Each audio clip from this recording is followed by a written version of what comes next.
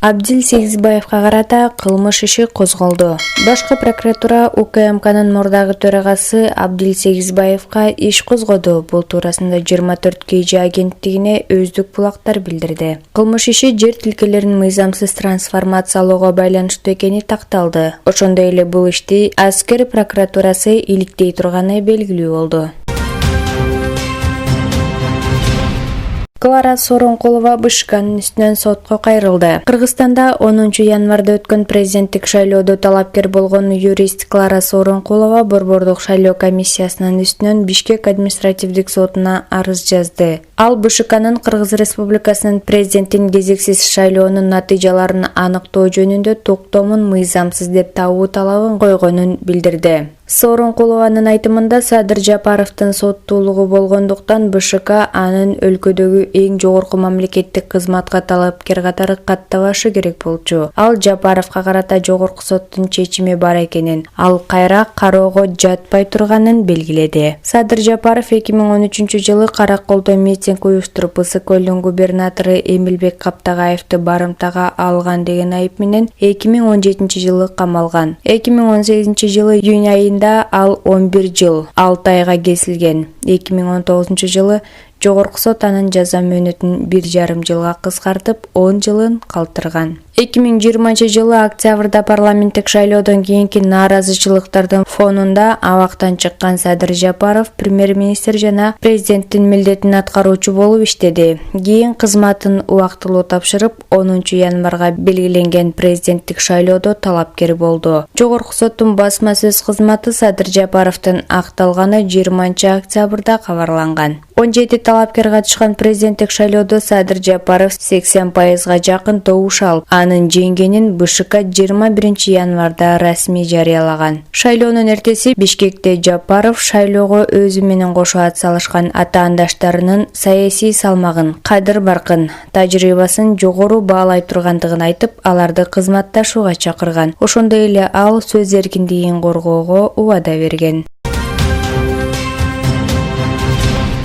Кыргызстанда 10 январдагы президенттик шайлоодо утуп чыккан Садыр Жапаровдун инаугурациясына чет мамлекеттен коноктор, президенттер чакырылган жок. Ант берүү аземи ички мамлекеттик иш-чара деп саналгандыктан ага чакырылгандардын 70% кыргызстандыктар түзөт. Бул туурасында президенттик аппараттын жетекчиси, инаугурацияны уюштуруу комитетинин башчысы Сүйүнбек Касманбетов журналисттерге 21 январда билдирди. Биз чет мамлекеттен эч кимди чакырган жокпуз. Бир гана ыраазычылык жана чакыруу иретинде Казакстандын экс-президенти Нурсултан Назарбаевга кат жөнөттүк. Ал кишинин келер-келбеси белгисиз. Башка бир дагы мамлекеттин президенттери чакырылган жок. Иш-чараны өзүбүз өткөрөбүз. Сүйүнбек Касманбетовдун айтымында инаугурацияга негизинен Кыргызстандын шайлоодо активдүү болгон жарандары чакырылды. Алардан тышкары Борбордук шайлоо комиссиясынын, Конституциялык палатанын, Кыргызстандагы чет элдик дипломатиялык миссияларынын, эл аралык уюмдардын, саясий партиялардын, интеллигенция жана маданият тармагынын өкүлдөрү, мурдагы өкмөт башчылар, экс-президенттер, президенттик шайлоодо ат салышкан талапкерлер да бар. Садыр Жапаровдун инаугурациясы 28 январда Токтогул Сатылганов атындагы Кыргыз улуттук филармониясында саат 11:00 башталат. 21 январда президенттин милдетин аткарып жаткан спикер Талант Мамытовдун жарлыгы менен инаугурацияны даярдоо жана өткөрүү боюнча 15 кишиден турган уюштуруу тобу түзүлгөн. Борбордук шайлоо комиссиясы 20 январда жарыялаган добуш берүүнүн расмий жыйынтыгына ылайык шайлоого келген элдин 79,20% добушун алган Садыр Жапаров Кыргызстандын президенти болуп шайланды. Бул ирет добуш берүүгө шайлоочулардын 39,16% гана катышты. Былтыр октябрь окуяларынан кийин өлкөдө бийлик алмашканда мөөнөтүнөн мурда президенттик шайлоо 10 январга дайындалып, аны менен кошо башкаруу тартибин аныктоо боюнча референдум өттү. БШКнын расмий жыйынтыгы боюнча референдумга келген элдин 81% президенттик башкаруу ыкмасын колдоду.